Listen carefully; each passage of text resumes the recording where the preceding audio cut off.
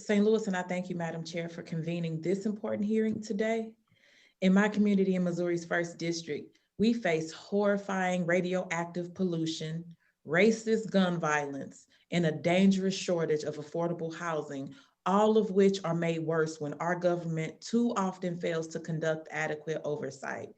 With this in mind, we are eager to do that work today and make clear the urgent need for accountability and transparency, especially in the aftermath of the Trump administration, who eroded integrity and trust in our government.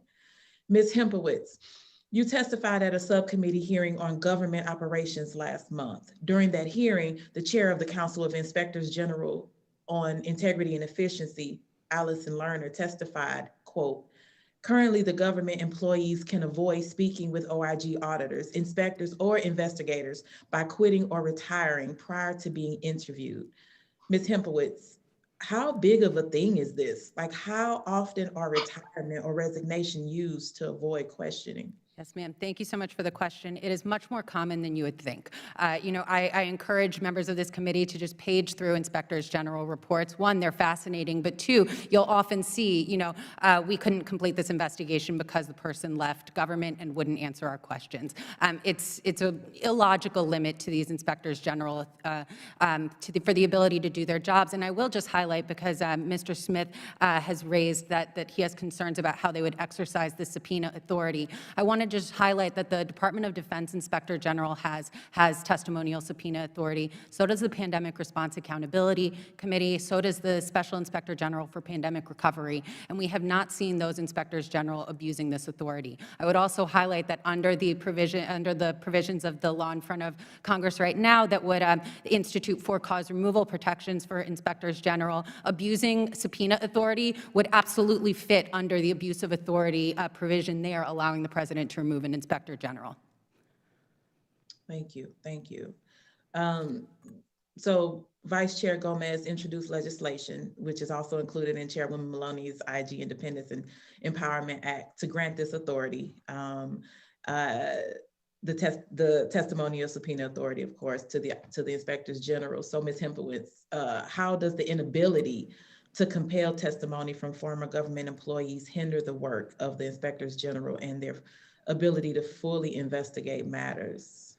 It completely undermines their ability to conduct fulsome investigations. And it's not just former government employees who have left service that are left out of inspector general, their jurisdiction, because of the lack of this testimonial subpoena authority. They're also limited when they're reaching out to, when they're asking questions of government contractors and subcontractors. And we've seen just how exponential the potential for waste is, utilizing government contractors and overutilizing government contractors. And so I think this limit to IG authority should be concerning to members of both sides of the aisle.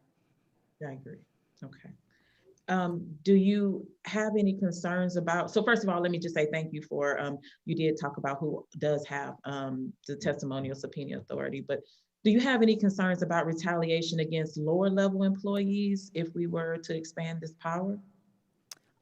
No, I don't think so. I mean, lower level employees are, I guess if they're in government right now, they are under the IG's jurisdiction. But I also think, there's another proposal in front of the committee, and I apologize, there's just so many bills and I can't keep track of the name, that would increase transparency around how the Integrity Committee within SIGI investigates IGs for wrongdoing. And so I think if there were instances where we saw this authority being abused, those changes to the Integrity Committee process would help bring those to light. But I also hope that by passing whistleblower protections and strengthening those whistleblower protections, you would also be hearing from whistleblowers who could more safely then raise those concerns to Congress.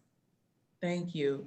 And Allison Lerner, the chair of the Council of the Inspectors General on Integrity and Efficiency, also told the subcommittee last month, and I quote, frequently having the authority means that you don't have to use it. So in situations of voluntary cooperation follows instead of the need to compel cooperation. So Ms. Hipowitz, the Inspector General Access Act is another proposed reform that would close the loophole How would the Bipartisan Inspector General Access Act improve investigations into misconduct by federal attorneys? Oh, thank you for that question. It would make that oversight independent. Right now, oversight over Department of Justice attorneys accused of misconduct is done by an office called the Office of Professional Responsibility within DOJ that is not at all independent. So it's within the agency's chain of command.